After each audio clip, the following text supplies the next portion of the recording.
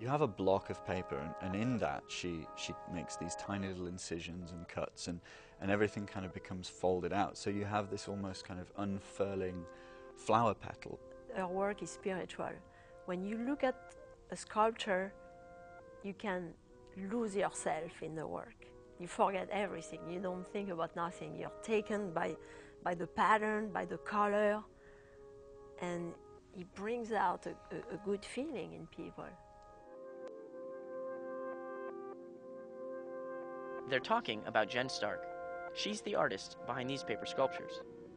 Now, Jen grew up in Miami and moved back after college. While she was in college, there was a brief collision of chance and opportunity that shaped the direction of her work. Not surprisingly, it happened in France.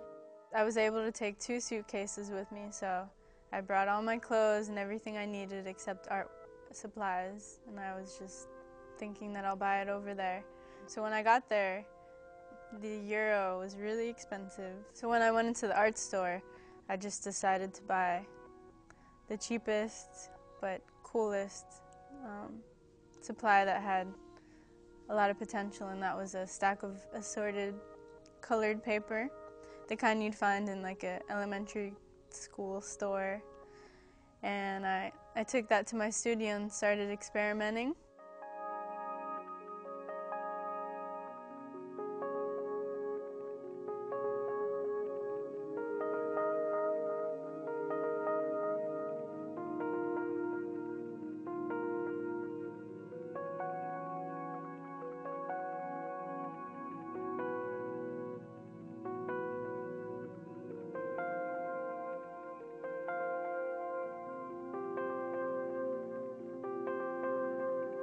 And so what ended up happening, she made the most beautiful thing that I've ever seen out of a stack of construction paper, basically, and she's continued to do that. And so I guess like that for me is the driving principle behind her work, like just this idea of being able to do it yourself, like with a really accessible medium.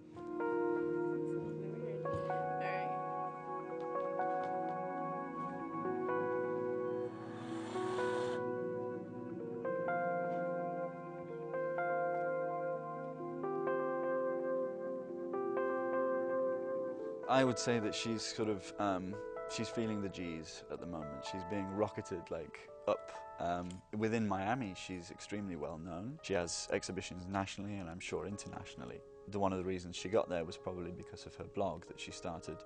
Someone posted my website on the blog, and then I guess a few people saw that and they posted it on other blogs, and it just kind of snowballed. Jen's work took off immediately, and she began selling her art through her website to collectors the world over. It's ironic to think that while her reputation was building elsewhere, Miami had failed to take notice. Fortunately, that didn't last very long, and Jen's star continued to rise.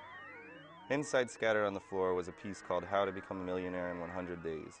The artist, a 24-year-old named Jen Stark, spent 100 days tearing 1 million scraps of colored paper, a not-so-subtle statement about the hyper-commercialized art market. I decided to cut 1 million pieces of paper, which meant I had to cut 10,000 pieces every day for 100 days. And it's beautiful. I mean, it's a pile of beautiful scraps of paper. It looks like confetti, but it's handmade confetti. And that piece was in 2020 project show during Basel, and everybody seemed to like it. Art Basel's influence on Miami's art scene is difficult to measure. It's enormous, no doubt. But after Basel moves on, it's the local artists, like Jen, who keep Miami's art scene alive. Galleries throughout the city hold shows year-round, and it's these shows, the ones in our own backyard, that offer the most excitement. Some people came because they knew about Jen's work, so they were following the work. But some people just came because they come to every, they came on the monthly basis, and they saw the work and, oh my God, what is that? They are jewels, they are beautiful, it's happy.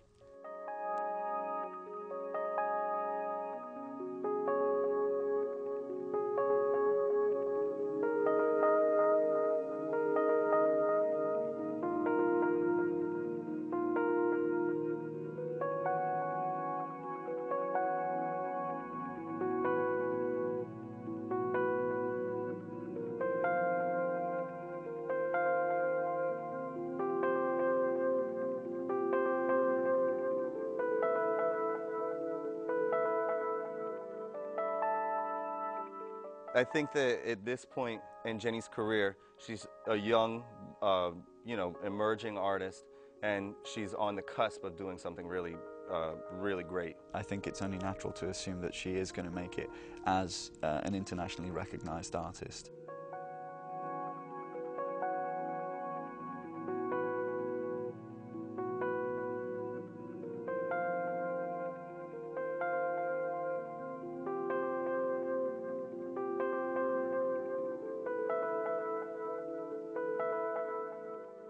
For more information about artist Jen Stark, log on to jenstark.com.